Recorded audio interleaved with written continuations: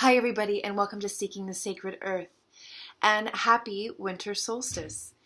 This is a very special holiday on the Celtic wheel of the year as it signifies the seeding point. So this is parallel to what our new moon is in our lunar cycle. That's what this is in our yearly cycle, the wheel of the year. This particular winter solstice is very cool because we have a full moon right near it, which means that all of its power is going to be magnified and illuminated. So we can really seed some very important aspects of change in our life.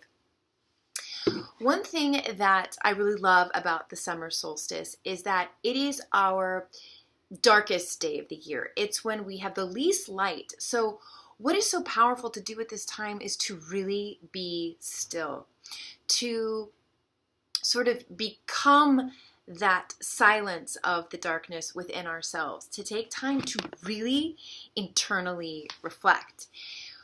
What's great about this is when we really take the time to be still in the holiday season, you can bet your bottom dollar that the things that are going to come up are the things that you need to address or plant seeds around or put your focus on. So I really encourage you guys this Friday and this coming weekend to really take some time to embody that idea of the stillness of the darkness, of this time of the year where we have the least light. This celebration actually symbolizes the rebirth of the light, when the light is going to start growing now. Now we start amping back up to that summer solstice, which represents and parallels that full moon part of the lunar cycle.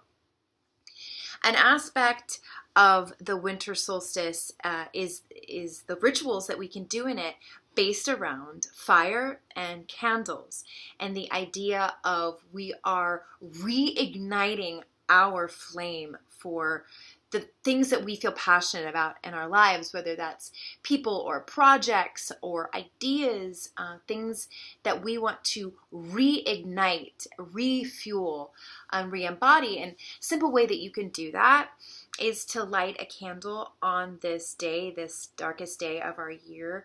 And really, when we're embodying that stillness, take the time then to light the candle and say, okay, out of this stillness, this is what I'm going to put my attention on. This is what I'm going to stoke that flame. The Yule log is a ritual that is celebrated in the winter solstice traditions. This is when a hunk of the oak tree was put into the fireplace or the hearth of the home, and basically everybody got to stay up all night and party until that log basically went out by itself. That was the Yule log. And so this is also called Yule or Yuletide. So a lot of our Christmas traditions actually come from this, technically pagan Wheel of the Year holiday, including our, ideas of holly and mistletoe and the magic that those plants bring to this season, both amplifying love and pleasure and romance. So here's a very practical way, especially because this is also with the full moon that ties in with, some Venusian aspects, like Venus is involved with this moon and Neptune and stuff like that, if you're into astrology. One thing that we can do to really shed light on our own darkness, and darkness being not negative, but darkness being that which we're not looking at, or that which we're not seeing, that which we have not turned our consciousness upon, is to make a list of the people in your life that you have issues with. Make a list of them and leave some space underneath each name.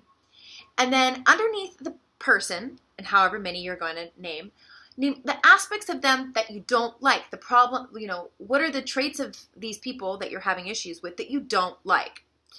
Then on the next page, write down all those traits without their names.